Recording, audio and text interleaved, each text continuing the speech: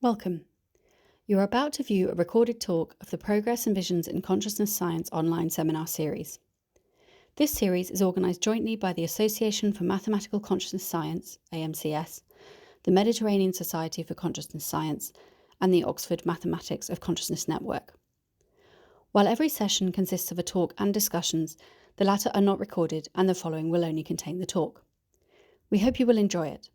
Further information and details on how to join are available on our website. Thank you very much for this invitation. Indeed, I do remember when we had lunch together in Amsterdam and we started discussing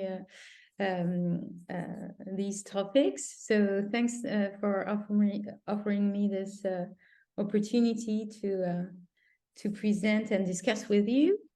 Okay, so I'm going to share my screen.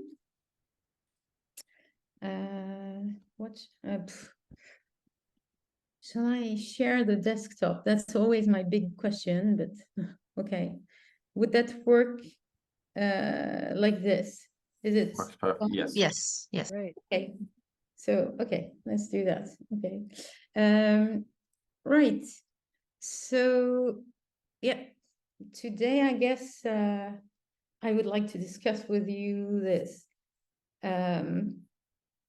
sort of potential update I would like to make to one of the big models in consciousness now, which is the global workspace. Before I do, I'd like to share with you these numerous happy faces, and these are all the members of my current team and alumni and other collaborators on these projects. So obviously everything I'm going to show has been a collective work with all these people that I'm very fortunate to work with.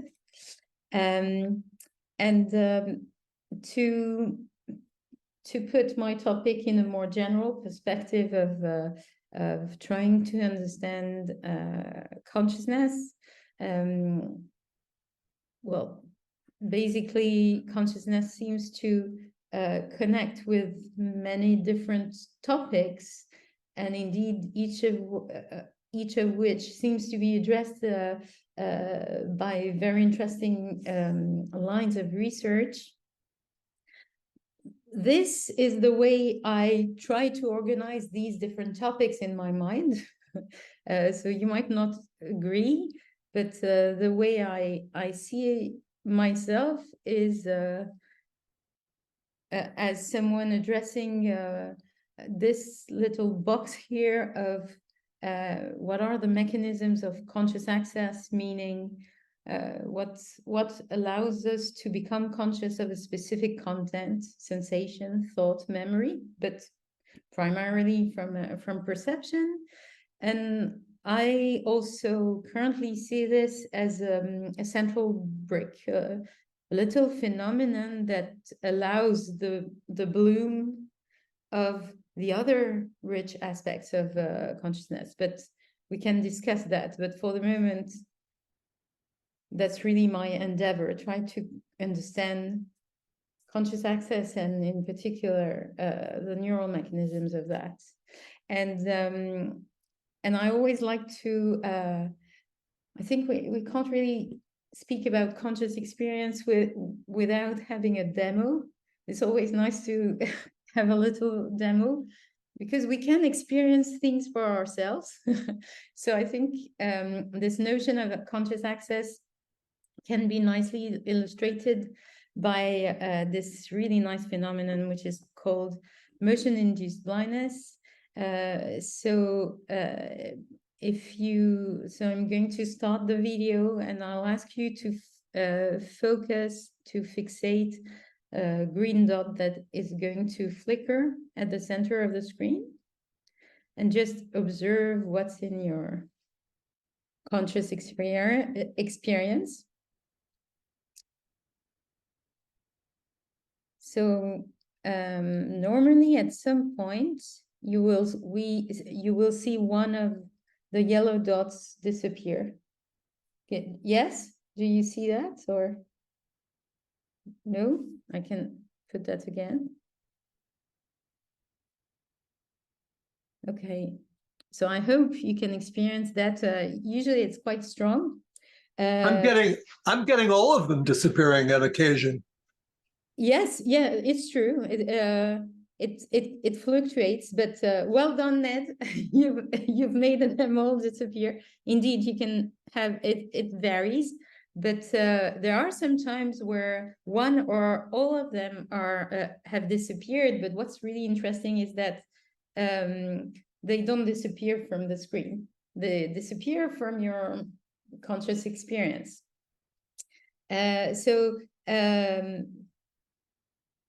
These kind of phenomena, I think, allow us to state a very simple question at the outset of research for conscious access. Since we have these kind of phenomena for which the same stimulus sometimes gives rise to conscious experience and sometimes not, well, what's the difference in our brain when we see this this yellow dot versus we don't see it, since we know that in both cases it's at least impinging our eyes, probably is being processed to some extent by our brain. So I think this casts a very simple question, presumably with very complicated answers, but I think, yeah, that's my basic question. And with these kind of phenomena, I'm trying to address really two general goals. First, trying to describe the neural mechanisms of this conscious access in healthy subjects, in healthy volunteers, and then use this knowledge to try and diagnose consciousness in non-communicating patients. So in patients in which it's not clear based on their behavior whether they are aware of their environment or not. Today I'll speak about this part on healthy subjects, but we can open the discussion on the patients if we want. Okay, so an idea of the layout of what I wanted to present today. First, I want to discuss classic results on the neural correlate of consciousness.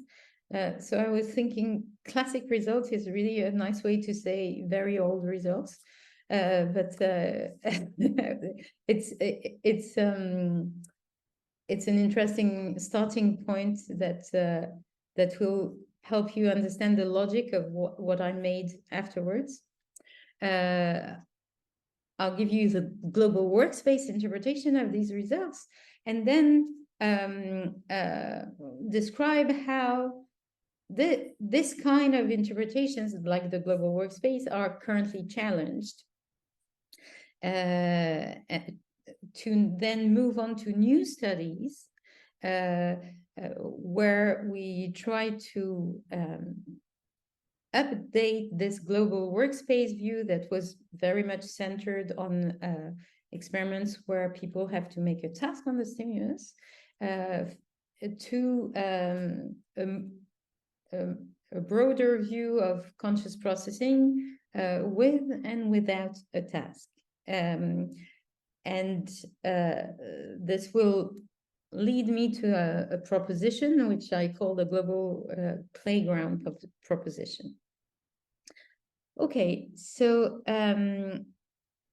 as I was saying, our starting question is what happens that is different in the brain when we have the same external stimulus but different subjective outcome.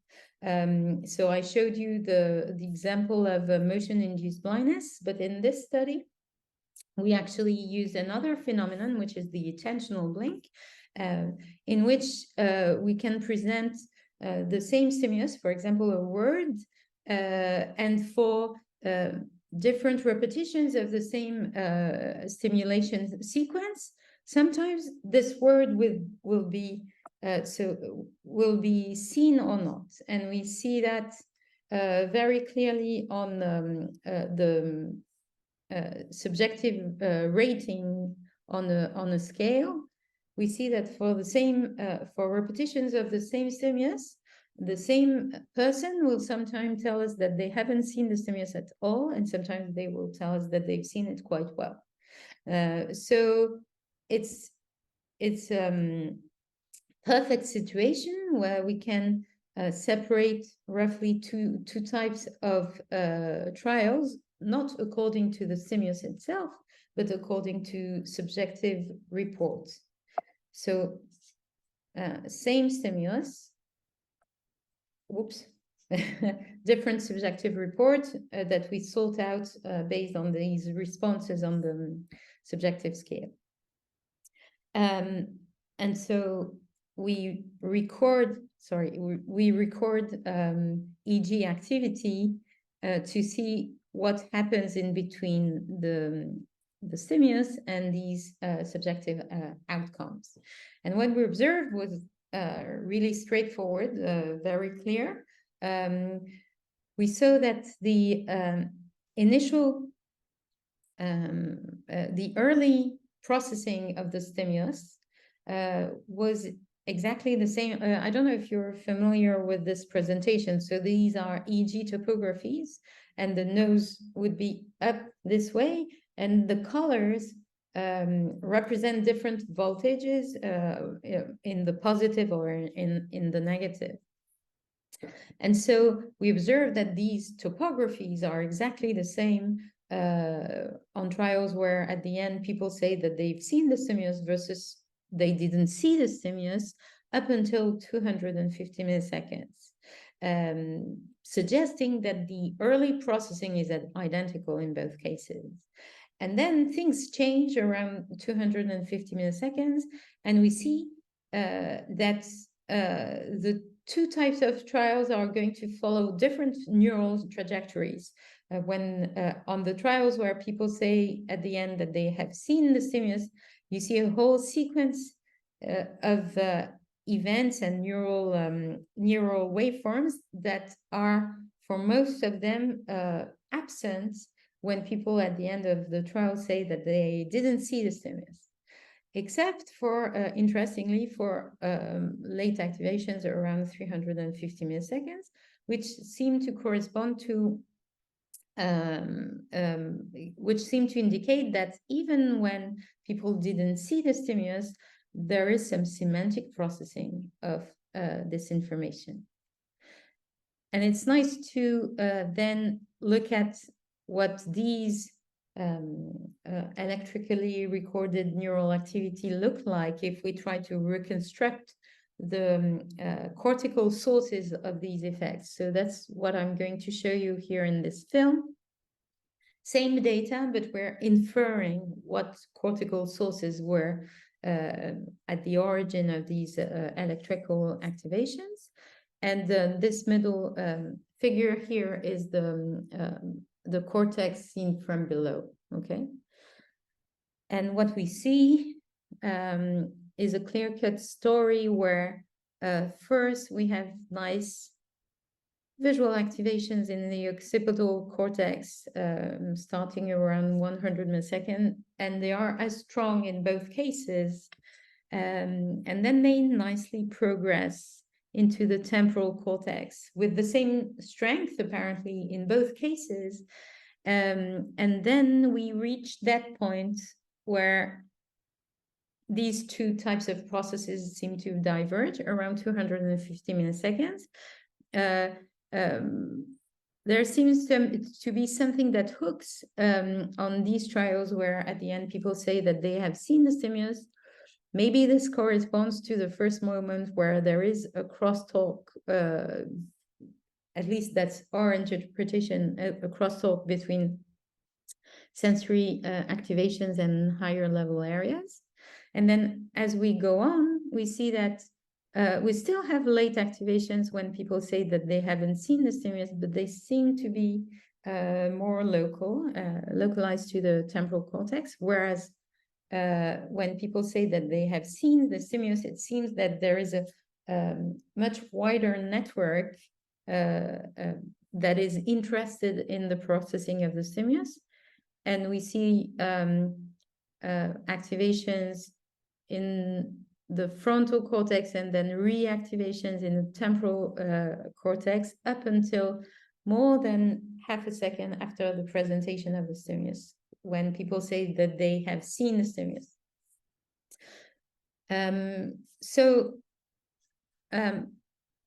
This is how we interpreted these results within the global workspace framework, which is a framework that was initially proposed by Bernard Bars in a very seminal book, A Cognitive Theory of Consciousness.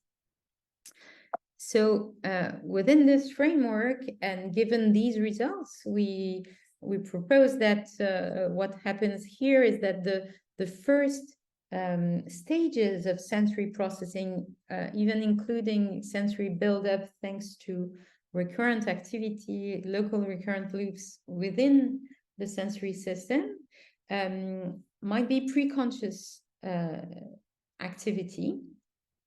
It's not decided yet whether you're going to become conscious of the stimulus or not. And then the entry point to conscious access might be mediated by the activation of the attentional system. And the crucial assumption is that what makes you conscious of the stimulus is the possibility to share these sensory representations within a wide network of areas, including, crucially, frontal and parietal areas, with some interesting functional properties, allowing the amplification of the signal and the maintenance of the signal. We are thinking about like some form of pseudo-stable state, and cognitively allowing some higher flexibility in the way you can process the information, thanks to the broadcast of this information to many different areas. And we've made attempts to model this proposition with neural network simulations, neural network simulations, one old one and a more recent one, where in both cases we could, for some values of the parameters, observe the same surprising dynamics, where we see that the same stimulus can sometimes lead to just a first pass of processing, but that will soon decay. Or on other types of trials, we see another possible equilibrium where we see the whole network light up. And we see this phenomenon of bifurcation, so two possible states for the processing of the same information, specifically when we have a specific balance between feed-forward AMPA receptors and feedback NMDA connections. Okay, so right. Okay, so far I've told you my nice story, but if we look more broadly, what results have been found in all the different studies that tried this contrast between seeing and not seeing, or hearing versus not hearing in different types of protocols. We don't only find experiments that suggest that the correlates of this conscious access is at a late stage of processing. We also find studies that see earlier divergences. And we even find studies that show differences even before the stimulus. And the reason for that is that indeed this contrast is going to give us everything that correlates with the fact that you can become conscious of the stimulus or not, including potential fluctuations, spontaneous fluctuations in brain activity occurring before the stimulus that will influence whether this stimulus will be in a favorable, will arrive on a favorable state to then become conscious or not. So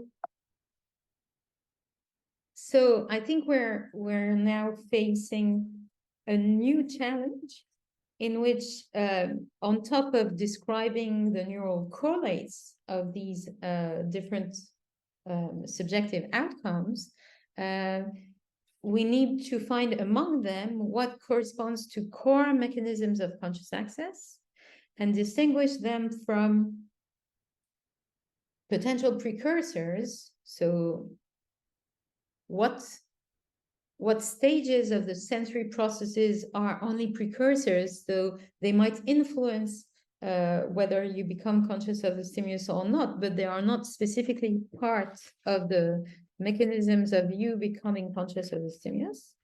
And so that's from the one hand, and from the other hand, distinguish them from the consequences of conscious access, and notably the fact that when you become conscious of the stimulus, you can report it, you can make a task on the stimulus. These also will correlate with conscious access proper.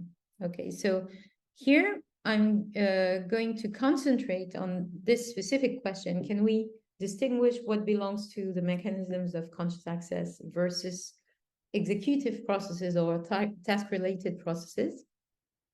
But my general project also includes trying to address the other questions. So if you want to discuss that later, I can also show you how we want to address this other question. But let's, for now, concentrate on this question. Can we distinguish conscious access from executive processes? So there are many debates at the moment on this topic, and this was notably started by a very influential paper by Naotsugo Tsuchiya and collaborators,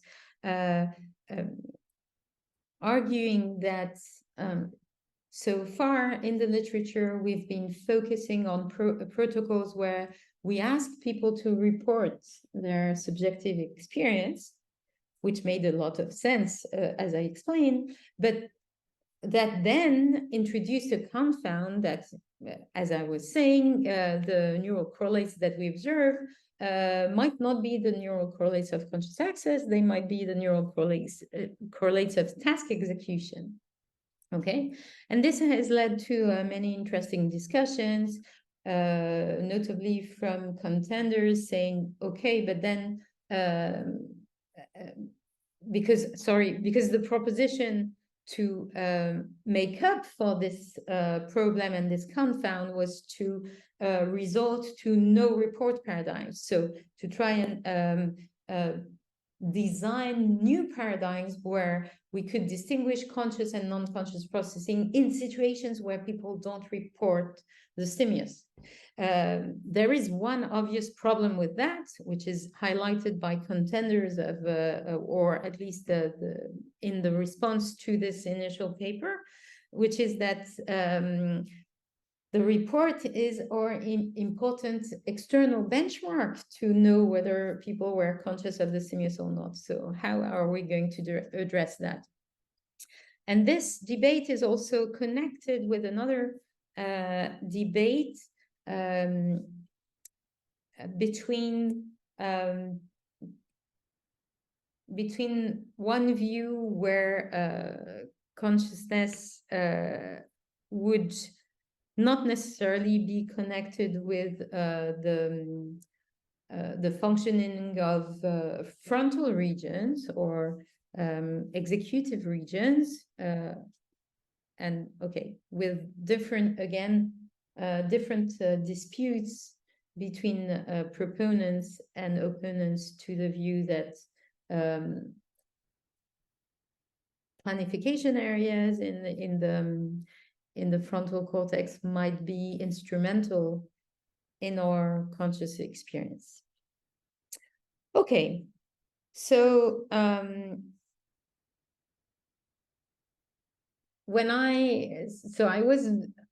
was very impressed by this article by Tsuchiya on no report paradigms, and also by a workshop that he made at ASSC a long time ago on this idea, and I thought there was it was indeed time to try and address this question. So this is the way we try to implement this no report paradigm that has been implemented by many different groups now. And how we framed it was in the following way. We asked, so far we've seen in some protocols sort of bifurcation dynamics, and what I mean by that is that we've seen situations where the same stimulus can lead to two very different routes of processing. And we asked, okay, are these bifurcation dynamics typical of conscious processing, even in the absence of a task? So that's what I've written, are bifurcation dynamics associated with conscious access, even in the absence of a task. And to address this question, and more generally to address the question of whether these bifurcation dynamics can be observed more generally than in the protocol we've been studying, we've constructed an experiment that was very different from what we had done before, where we manipulated attention and the visual stimuli themselves had sharp transient. Here we wanted to go for audition, a very simple stimuli with no masking, no fast transient. Can we still, in this situation, see these bifurcation dynamics? And of course, the main question, can we see these bifurcation dynamics in the no report paradigm? So more specifically, we tested 20 participants using EEG, and the simulation protocol was the following. So people were listening to a continuous noise like this, and within that noise we inserted French vowels A and E that were played at different intensities relative to this background noise, and around the auditory threshold. And we included some trials where actually the vowels were not presented. Okay, and each participant came for two sessions, active and passive, that were counterbalanced across participants. In the active session, at the end of each trial, people had to report the vowel, was it an A or an E, and then rate how well they heard the vowel with an audibility task. And in the passive session, the periods of stimulations were exactly the same. The structure was the same. There were trials, but the vowels were not the targets. So the stimulation periods were exactly the same as in the active session, but at the end of each trial, people got a question that was unrelated to the sound. So sometimes they had a quiz question. Sometimes they had to make a speeded visual response time. And sometimes they had a mind-wandering probe, which is what's in your mind just now. Okay. So before I move on to the results, let me show you the simulations and predictions, because one thing we wanted to do in this paper compared to our previous studies was to be more explicit about what we meant by bifurcation dynamics, etc., and actually stipulate the statistical models we had in mind in these two cases, so that we could make more precise predictions. So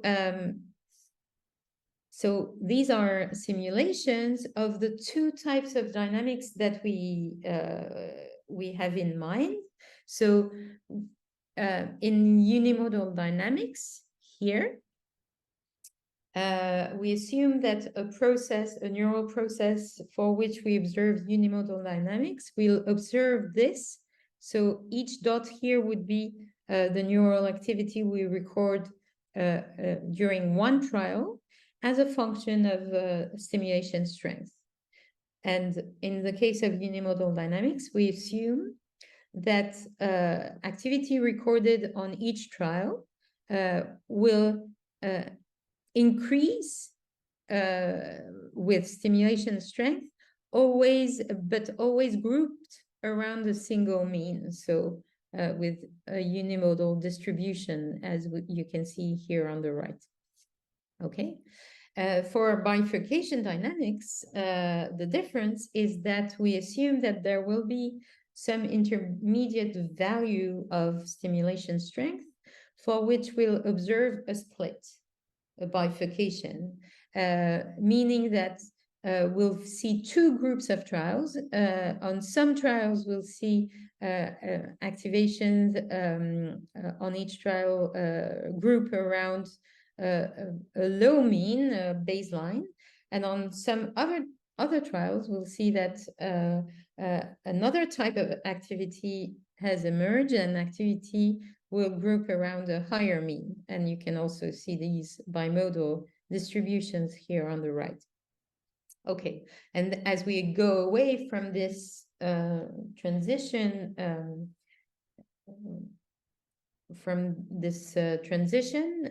we go back to unimodal dynamics. Okay, so of course, since we have these statistical models, we can then try to fit those to the trial by trial neural data. But we first wanted to have a very general sign that would be a strong sign in favor of one dynamics or the other. And if we turn to the classical summary statistics, which is averaging the activity across trials, we see that averaged or mean activity across trials as a function of stimulation strength is not going to make the difference, is not going to be very diagnostic of unimodal dynamics or bifurcation dynamics. But we reason that in contrast, if we look at variability of activity across trials, we predict very different patterns of this variability across trials as a function of stimulation strength for the two dynamics. So this might be an interesting strong indication in favor of one or the other. Why? Because in unimodal dynamics, we predict that variability of activity across trials will increase monotonically with stimulation strength and with then mean activity. Whereas for bifurcation dynamics, we predict something very specific, which is a burst of variability around these threshold values, because these are values where you have two groups of trials. And then as you go away from this transition, the variability will decrease because, again, all the trials will group into a single unimodal distribution. Okay, so we thought as a first approximation, we want to check which whether we do find for some periods, like for some of the waveforms that are triggered by the stimulus, signs that we have these bifurcation dynamics. So let's look at what we observe during active listening. So these are the topographies we obtain for strong auditory stimuli. And let's look at the activity of a group of 9 electrodes here that capture well the auditory N1 and then the P300, this late positivity here. So if we look at the mean, we see that indeed mean activity across trials increases in intensity as a function of stimulation strength. Here it goes downwards because it's a negative waveform, so it's more and more intense. This negative waveform is more and more intense with increasing stimulation strength, and same then on the other side for the P300. But as we've seen, it's not diagnostic of one dynamics or the other. So let's turn to variability. And then what we observe in the first period up until 300 milliseconds is a monotonous increase in variability, which seems to relate to unimodal dynamics. But at the late phase of processing, what we observe is what we predict from bifurcation dynamics. So a very clear burst of variability around threshold, and then again a decline of variability as we go towards strong stimulation that are always heard. So presumably, this burst of variability might be due to 2 types of trials, some where people might be conscious of the stimulus and some where they might fail to hear it. So this is what we see with just on these electrodes, but we observe the same results when we use multivariate pattern analysis to extract the information from all the electrodes.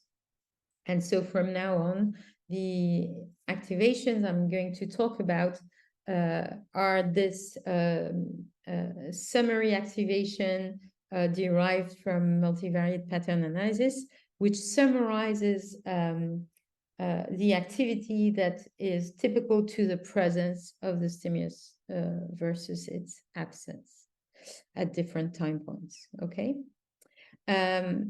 So we first looked at summary statistics, and we've seen that during the late period of processing, we observed these signs, big signs that we were anticipating for bifurcation dynamics. Now we can go a bit more into details and look at the distributions themselves. So as I was showing you earlier, here are the type of distributions we are expecting for unimodal versus bifurcation dynamics. And in particular, for bifurcation dynamics, we are expecting that there will be some stimulation strength where we don't really have a Gaussian, really. We have a distribution that's made up of two Gaussians. Do we observe that during this later period of processing where there seem to be a bifurcation dynamics?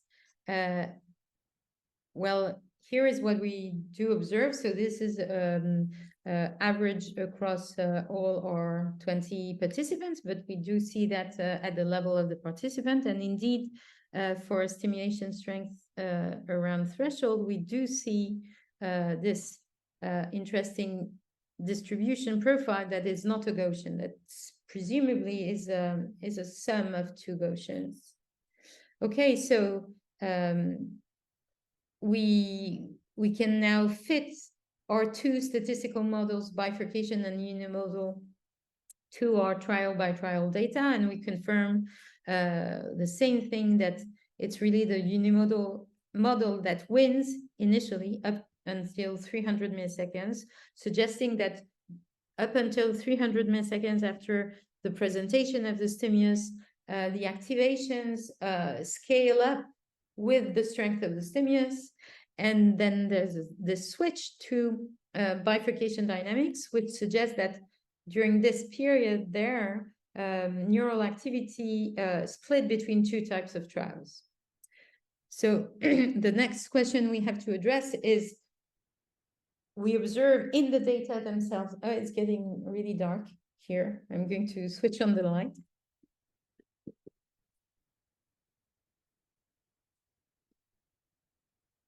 Okay.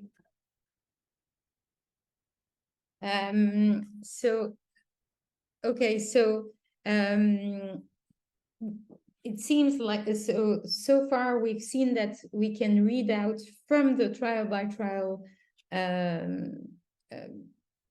statistics of neural activity that there seem to be two types of trials when we are stimulating around threshold. But do these different types of trial match the subjective report of I've heard the stimulus or not?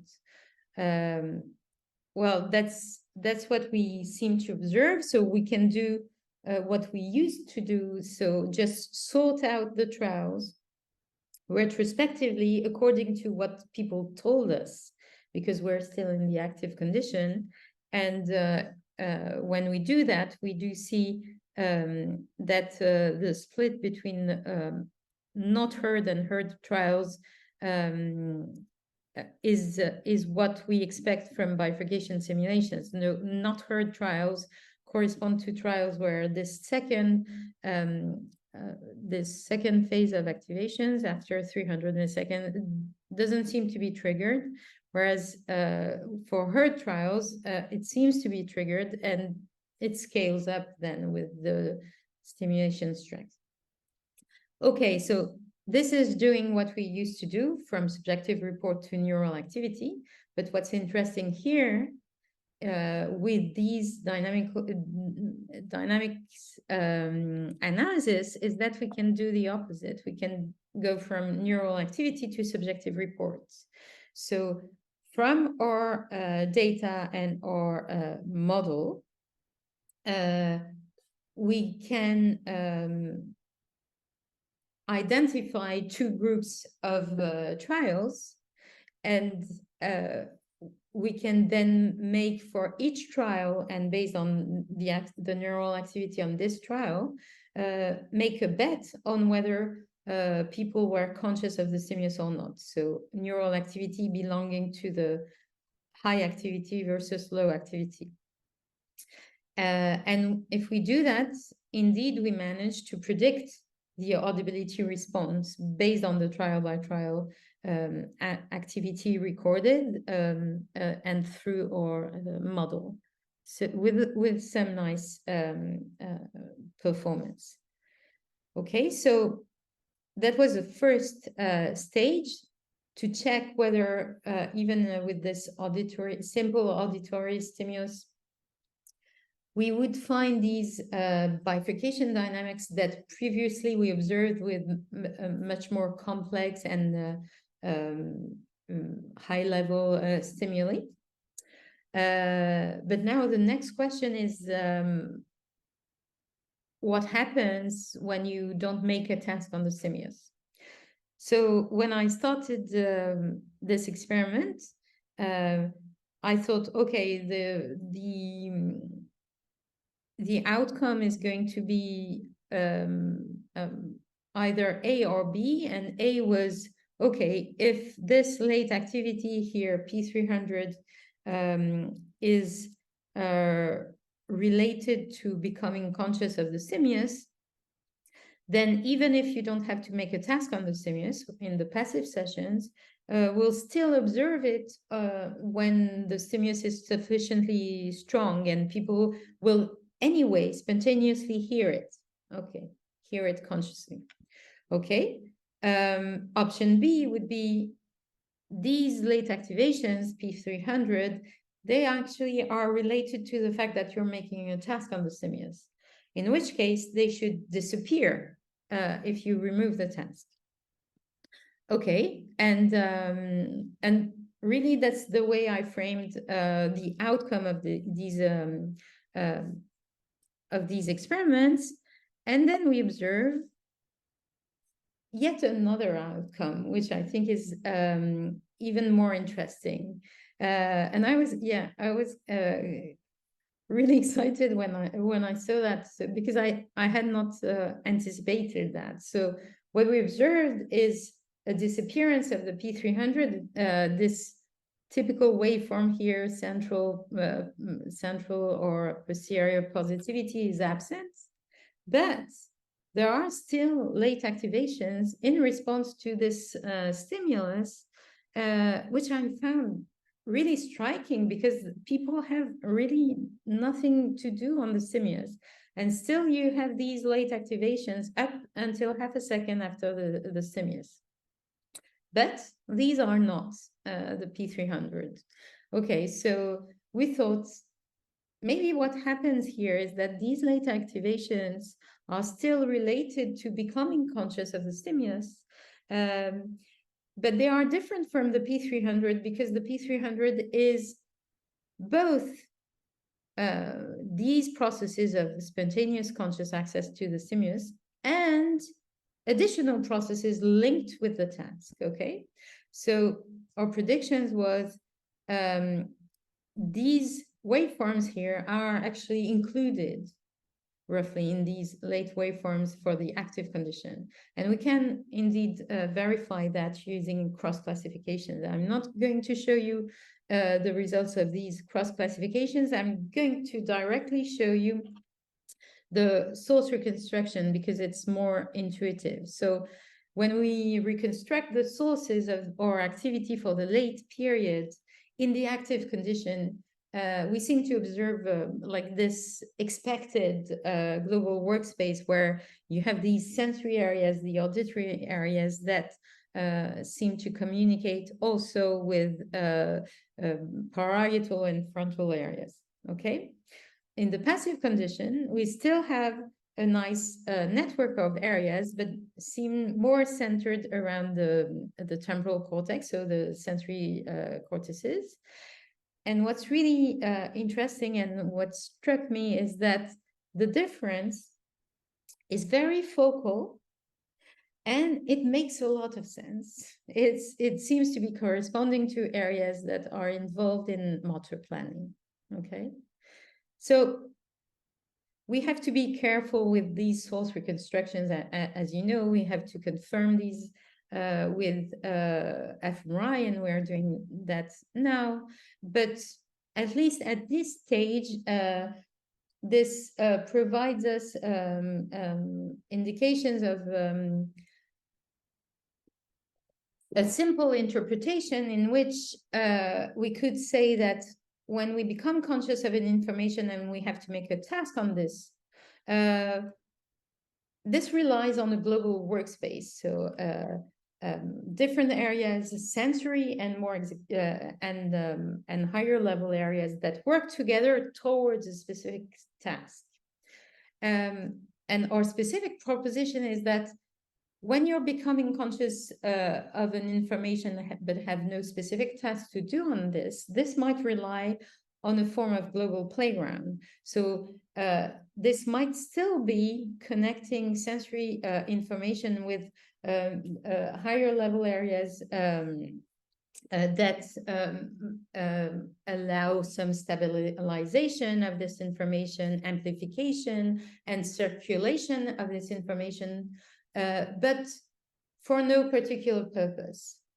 And what would link these two is whether or not you route this global playground to task-related network to execute a task. So that's like the very general sketch we'd like to investigate. And the last thing we must check is whether even during passive listening we have these bifurcation dynamics.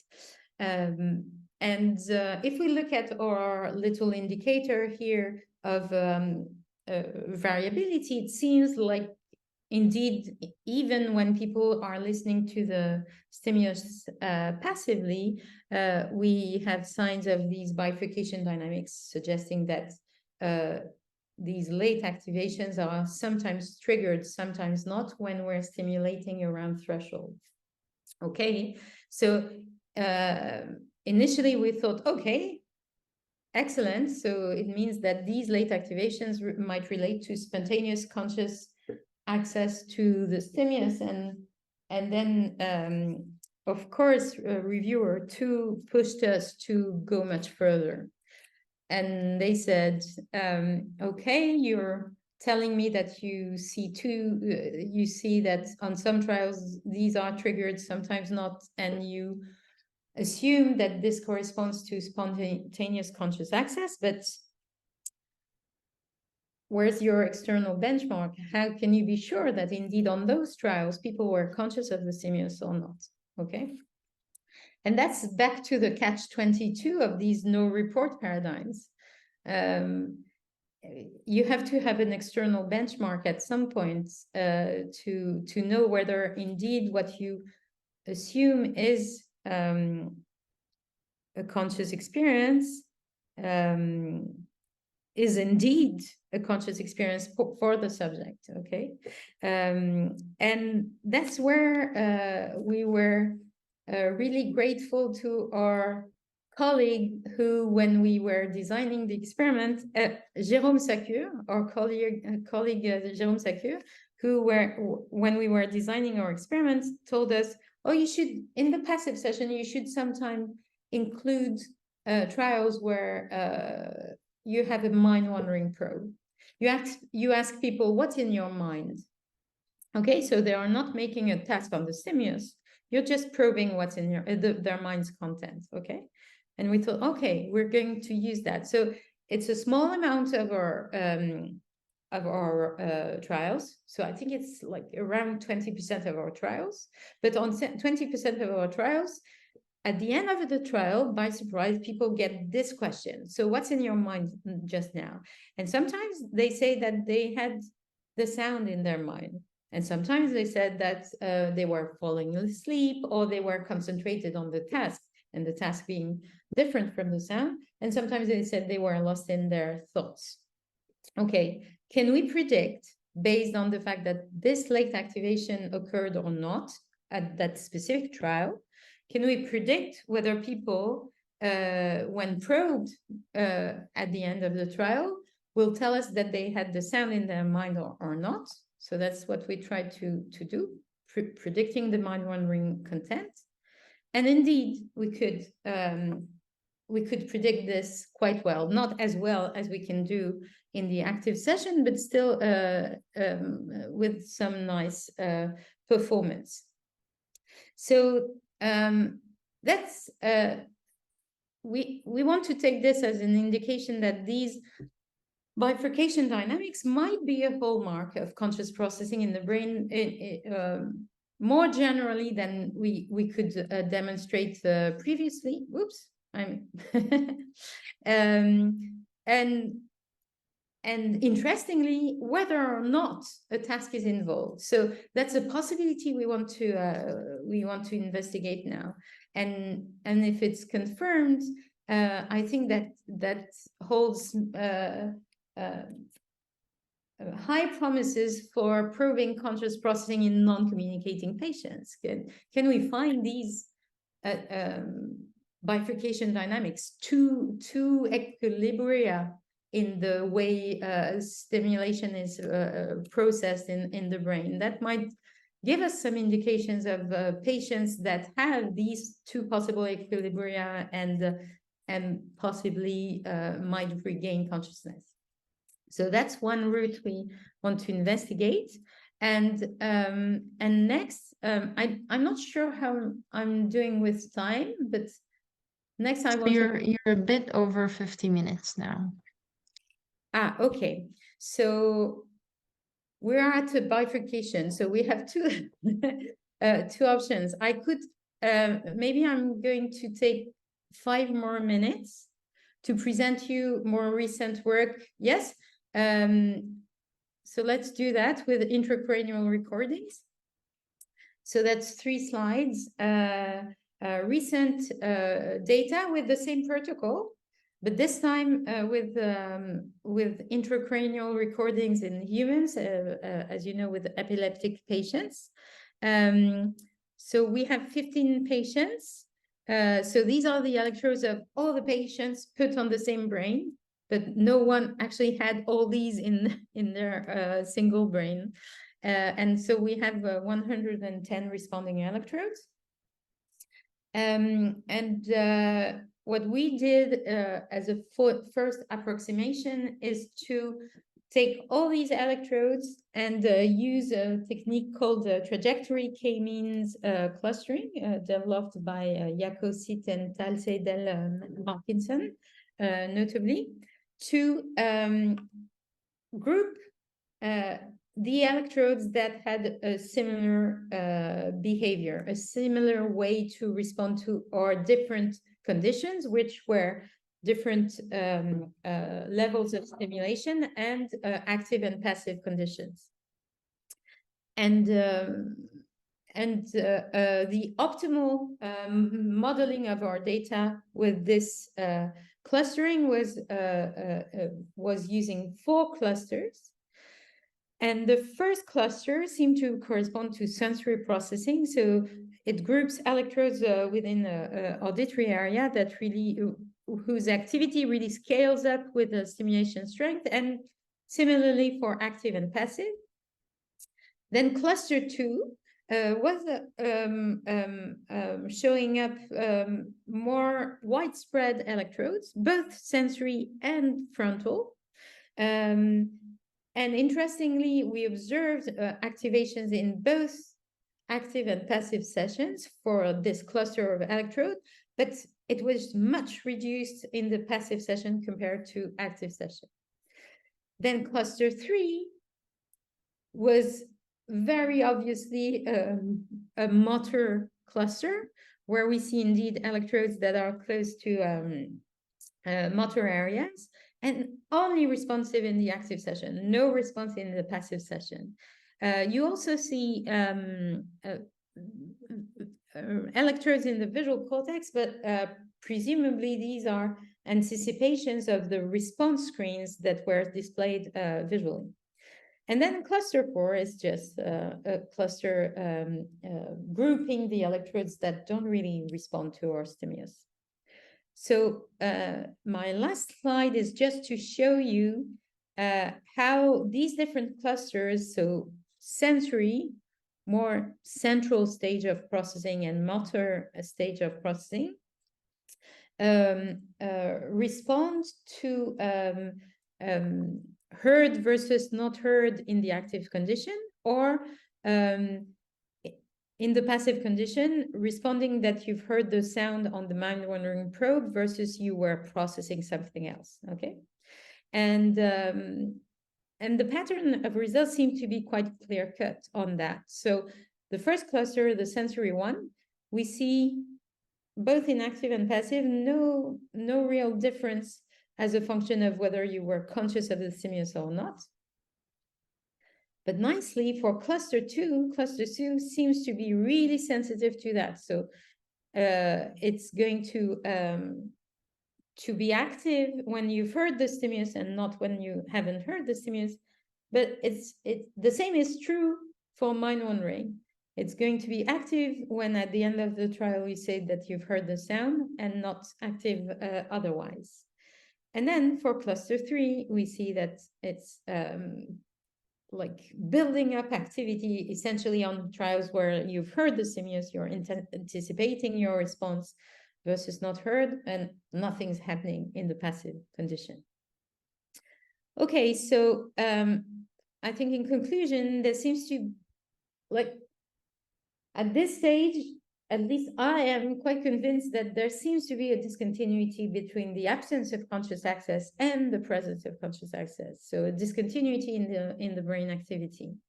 Even when you are not making any explicit decision, there seems to be this distinction.